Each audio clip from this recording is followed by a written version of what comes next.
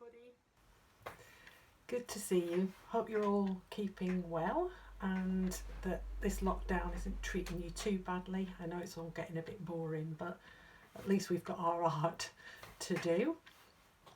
Today I'm going to show you how to paint a similar image to this artist here. And I don't know whether you recognise him or the picture, but this is Paul Nash, very famous English artist, and he was around during the war and became a war artist. So we're going to look at a couple of his pictures and we're going to recreate one on brown paper. He used to sketch quite a lot on brown paper because art materials were, widely available back then. So he just used to sort of use what he could find at the time. So this is quite a famous picture of his. He's online. A lot of his work is at the Imperial War Museum in London.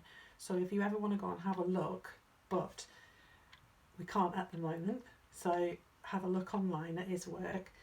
He also, not only was he a war artist, but he painted a lot of historical sites. So this is one of the standing stones that he painted in a sketch form before he did a final painting. This one here is another one. So I particularly like his standing stones. He spent a lot of time around Avebury and Stonehenge painting away, and his colour palette is quite interesting, and the way he sketches is also quite interesting. He uses a lot of sort of very active mark making to represent the different textures in the work. And the picture we're going to look at today is called We Are Making a New World, and it was done in 1918, and this is the one that I've sent you and the one that we're going to be looking at today. And you can see it's been done onto a piece of brown paper. I mean, if you haven't got brown paper, then you might, like us, have some left over from Christmas wrapping, or you might have some coloured paper or even some pastel paper that you can work on. So you don't necessarily have to use brown paper, but I really enjoy working onto brown paper, so it might be that you do, and it's good to try something that you've never used before, a material. And this is a picture of the same scene that was done by my daughter Layla as a present for my husband, because he really loves the work of Nash. And it's the same image, but she did it in watercolour. So if you don't want to do it in pastel and pencil like I'm going to show you, then you can always have a go at it in watercolour, but I just thought you'd like to see it. So there it is, and you can see how lovely it is. It's a very serious scene because it's a representation of a scene during war or just after a battle. And it's painted or drawn in a very sort of surrealist way, quite semi-abstract. That's what you call semi-abstract. So not hugely detailed, but there's still enough detail there to imagine the feeling, the emotion of what was going on there at the time. There's been various discussions as to what the picture means, and there's no human presence in this picture, but everybody seems to think that the trees represent humans, both fallen and gone humans. So it's quite a powerful picture, and the sun rising above it has been sort of discussed as well over time, and it's really down to the individual who's viewing the image to decide what that means. Is it representing a glimmer of hope, or is it sort of mockery of war? What does it mean? what's the purpose of war, but that's basically what the picture's about. Are we making a new world? Is it a positive world to go into? It's very sort of reflective and sort of quite apt at the moment, because we feel like we're in a sort of war situation at the moment. It's a very strange environment for us all to be in, and we feel like we're constantly fighting. So, you know, it's a really emotional and evocative image. So I hope you like the image. It may help you to sort of think more emotionally about the images that you're producing, and maybe include some symbolism or something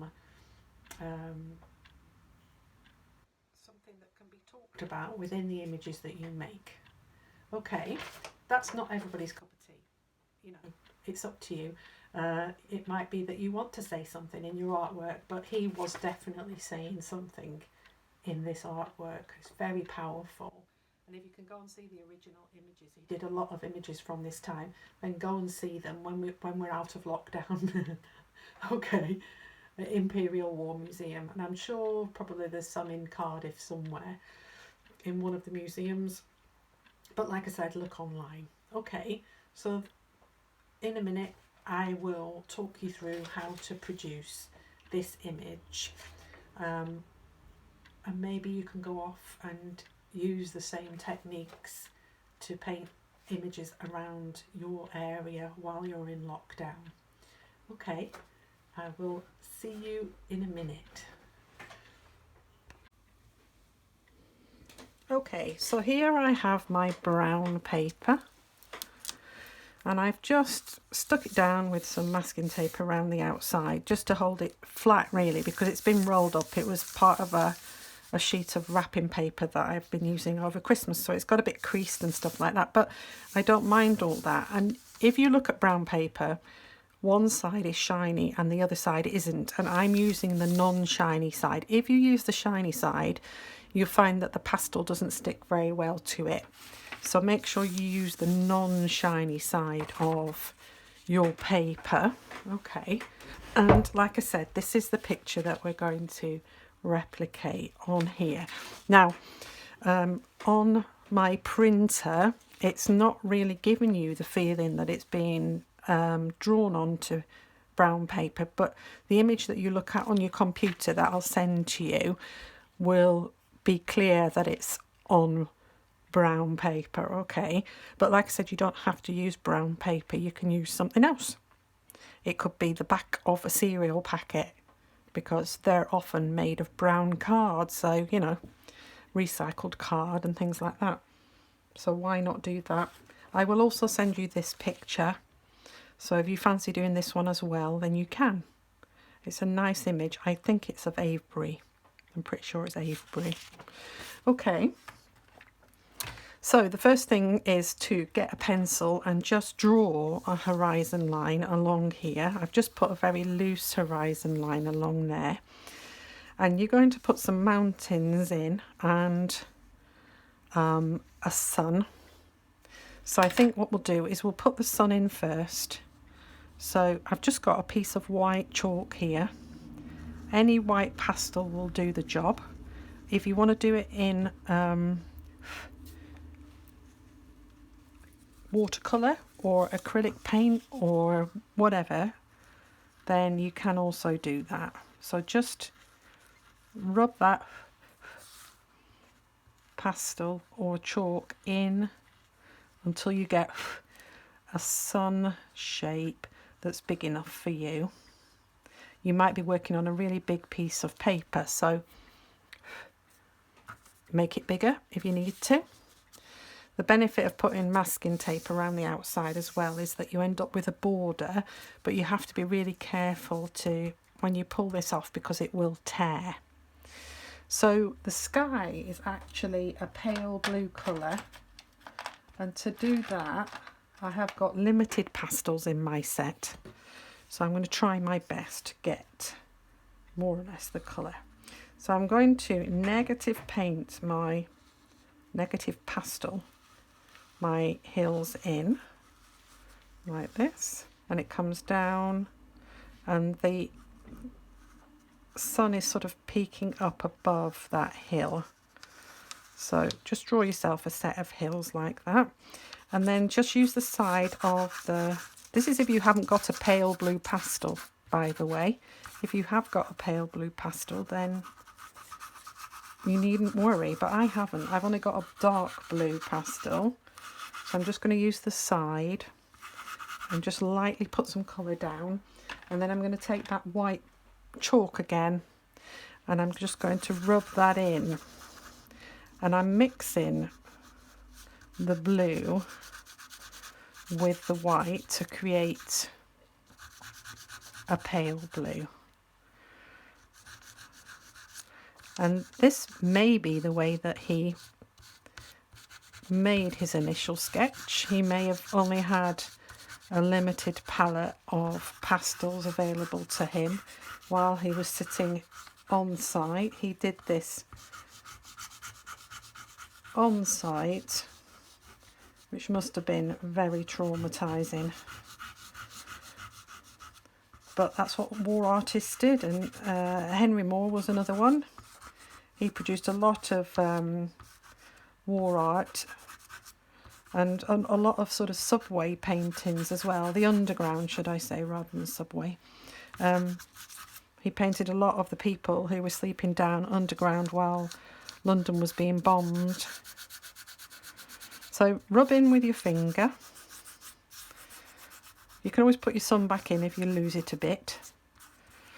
But we just want to create that pale blue colour.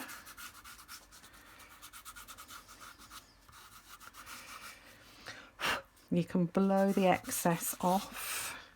If you need it to be thicker and whiter, then just go in and put some extra on top. So it's not white enough for my liking, and you might have better quality pastels than me, because this is just simple children's white chalk, so it's not the best, but you can only use what you've got. And at the moment I'm not in my studio. You might have noticed that the background changed, and the reason why is because it's a bit cold up there. Even my water's been freezing, and I do have heating, but because it's such a flimsy building, it's only a single skin brick studio, it's so cold in there that it just doesn't make, it makes very little difference. So I thought I'd move inside and use the facilities of my home for a change and do this in comfort. So there we have our pale blue sky.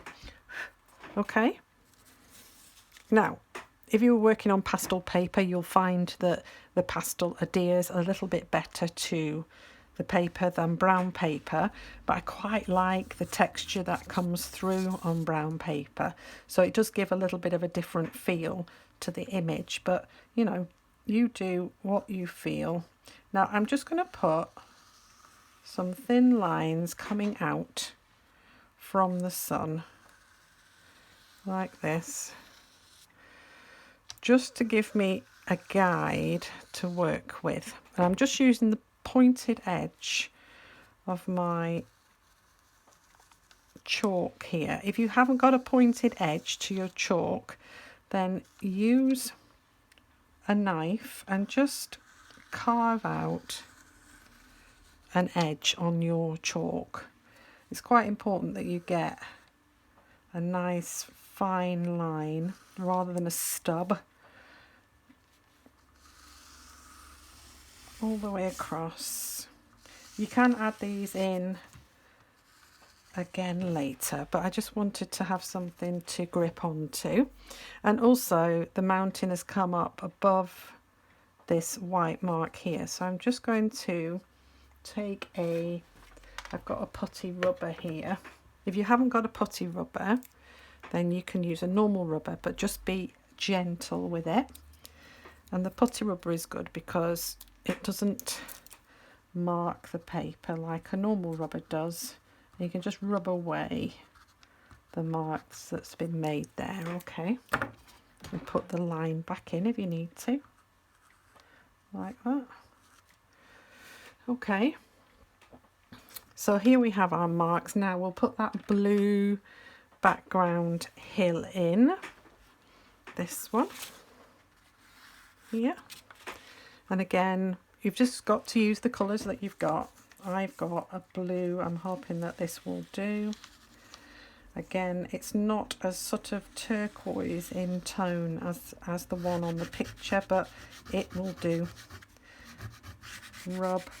Another thing you could do is you could do this in oil pastel, but just remember with oil pastel that it doesn't blend as well. You can take baby oil on the end of a cotton bud and blend it using the baby oil. But mainly how you work with oil pastel is that you use the actual pastels to blend on top of one another, but not your finger because it's oily. Okay, so there we have our blue.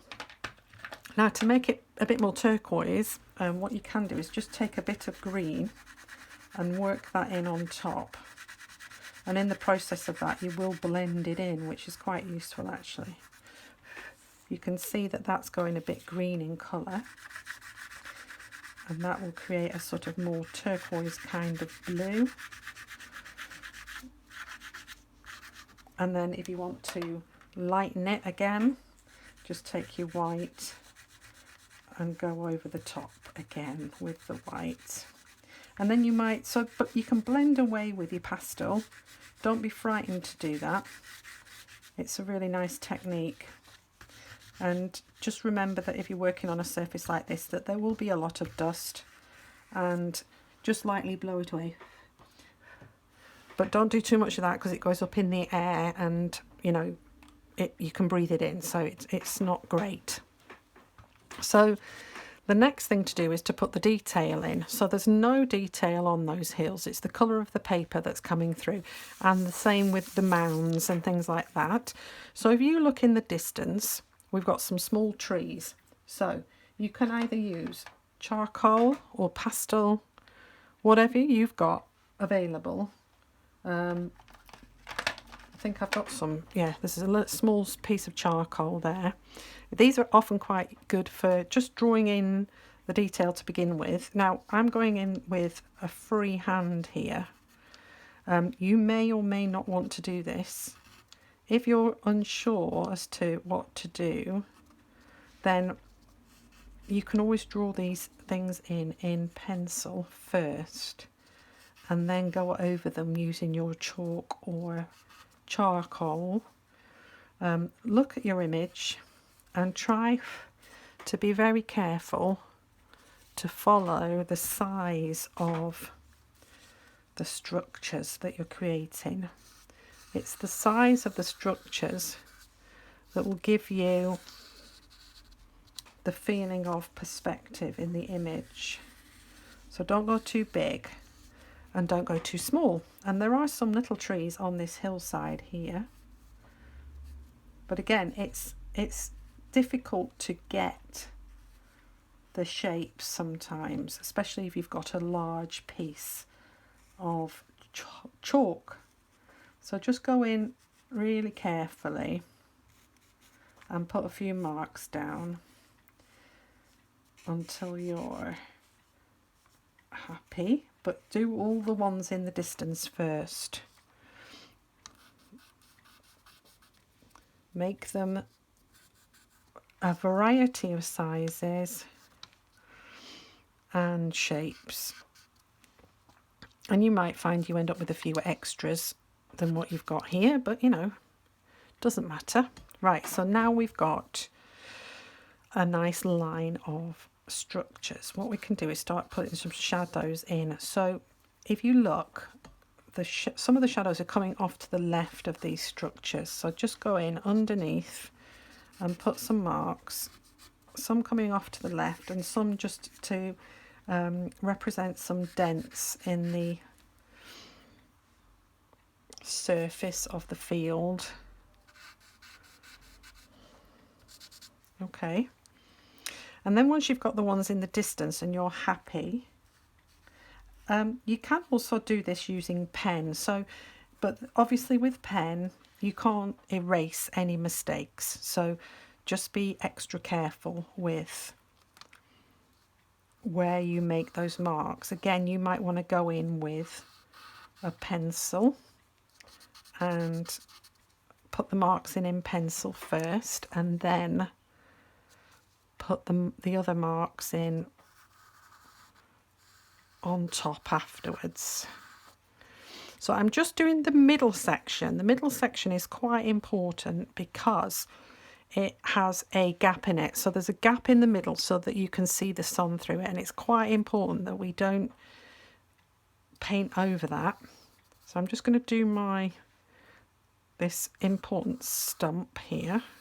Again, it's really important that you don't make this too big or too small. Look at the perspective of the image, just using charcoal still. And there's another tree just here, and it goes all the way up and above the sun, and it's got really broken branches. So make sure that you get that detail in with your charcoal. Twist your charcoal in your hand and you'll get those little twisty sort of gnarly branches. And make sure that the bottoms of your tree trunks are not flat. Don't be tempted to flatten them off. Leave little bits, can you see, sticking out. That'll describe the tree roots. Again, pay attention to scale. Don't overdo it. And then leave the bottoms broken. And also they've got big sort of marks in the ground. There's another one there.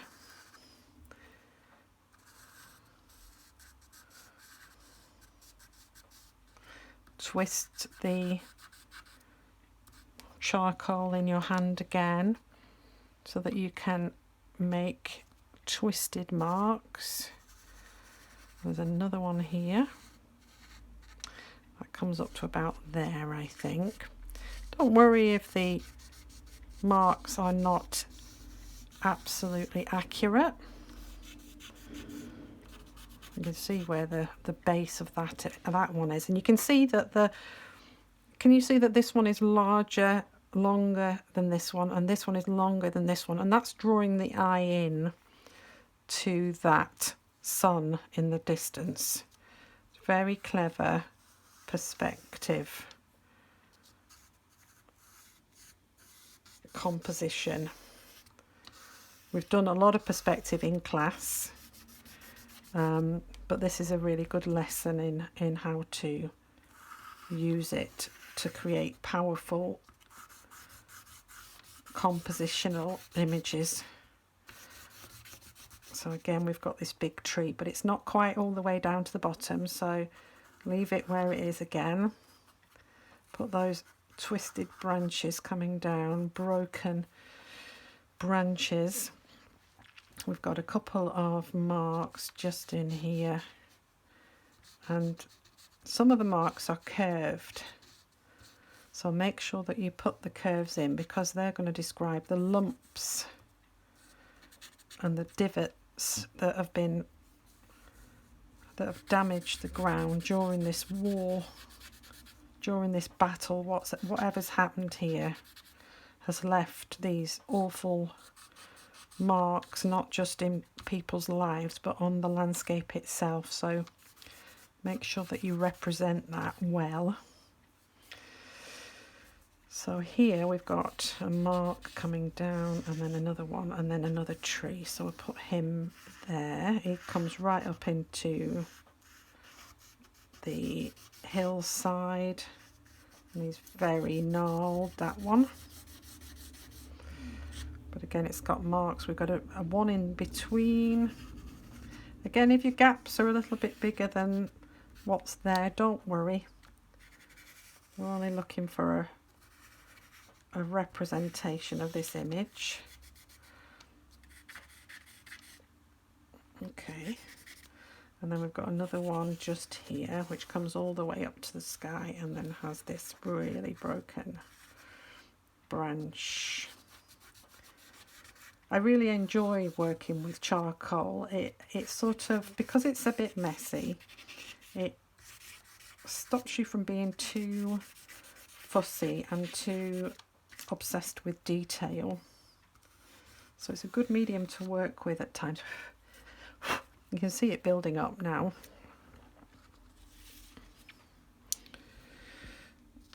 And there's a line there going off to one side with a shadow on it, like that. And we've got a tall one there. And then we've got that sideways one there. And we've got a stump there. And they all need marks on the ground, so make sure that you put them in. The shadows and the marks, that I think I've just rubbed that with my sleeve. You have to be careful when you're working on top of charcoal. It does smudge very easily. Right, so now we've got a tree laying down here. So I'm going to draw it in. You can see the roots and the branches on this tree. And this one's been completely mutilated. And we've got the roots here. Again, if you're not able to do the roots fine enough, then you can use a black pen or even a pencil crayon, or, you know, you could do a lot of this in pencil crayon if you don't like using, I know some people don't like using pastels or charcoal. They don't like the mess and the way it feels on their hands. So, you know, you can always use pencil crayon or even pen to make these marks.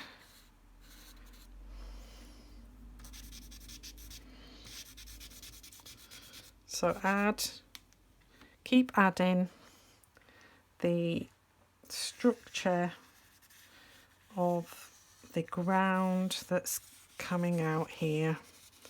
Very lumpy, been dug up by the feet of many, and maybe horses and all sorts of other things that were involved in warfare. So traumatized earth. Okay, so now we go to here, and we've got some darkness there. We've got some darkness coming down off this stump. Have we missed anything else here? Oh, we've got a stump there and a small one there. Some marks, some more marks. Keep blowing off the excess.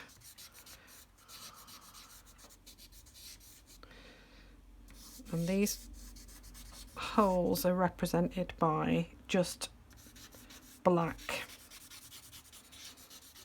And if they're not dark enough, you might find that you need to use a pastel, because charcoal, even though it's great, it doesn't leave a very, very dark black mark. So you might need to use a heavier pastel to get those marks in place where you want them. I've got another one, two. Oh, there's a little tree there and another little tree there, and then we've got a couple here like that.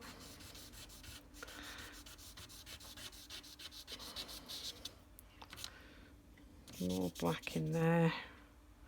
And then really all we need to do is we need to put some white marks on. So just do another mark there and another mark there. Keep adding until you're happy with it. Like I said, if you want some darker black, then use a pastel like I've got here. And the left hand side of these trunks is where the main shadows are, so that would be the sensible place to put this darker pastel if you've got it. on the left hand side. I mean, the sun's directly behind the trees, so really the whole side of these trees should be darker than the rest, because the highlights would be on the opposite side, wouldn't they, of the tree that's taking the light. So, and again, in those real depths of those divots, marks on the land, you can put some extra darkness in there, maybe even on the floor, add some extra marks where they're needed. Okay, just gives that charcoal an extra bit of depth and darkness. Okay, so back to the white now. Now you can rub all that in, you know, you can take your finger and you can actually move it around and soften up some of those marks, but I'm going to leave it because I like these marks to be crisp, but that's up to you if you want to do that. On the tops of these mounds we need some white now, and the white has been put down very roughly, so just, you know, follow the marks that he's made and just use a squiggly motion, scriggly and scratchy, just to emphasize the light that's catching on top of those mounds. Okay, and it would only be catching the tops because the sun is setting, and also on the edges of your trees and even on the edges of some of these branches and roots.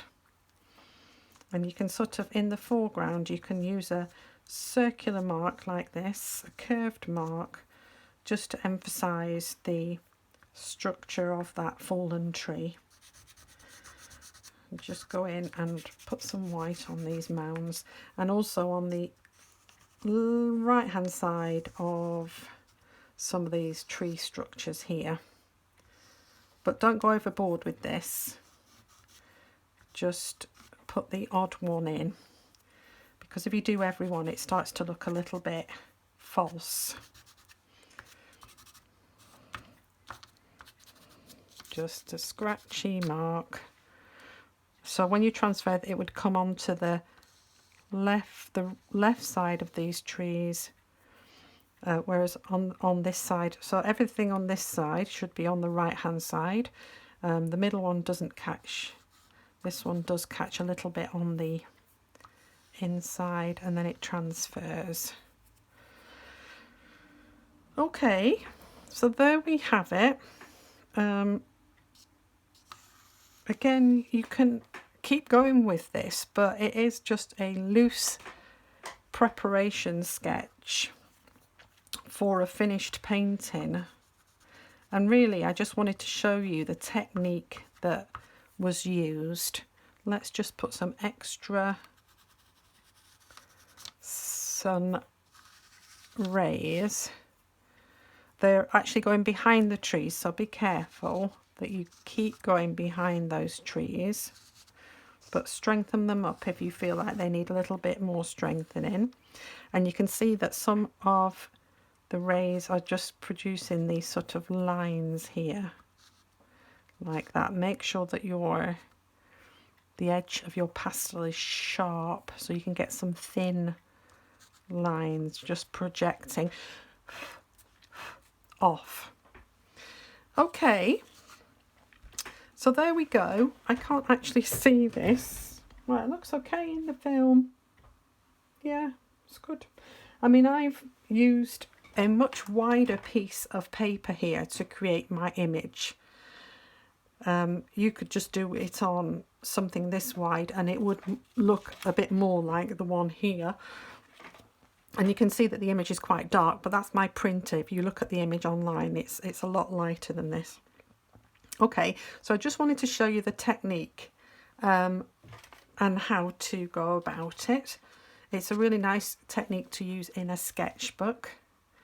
And it's nice because you can travel with a pot of pastels just like this, with in an old Chinese container.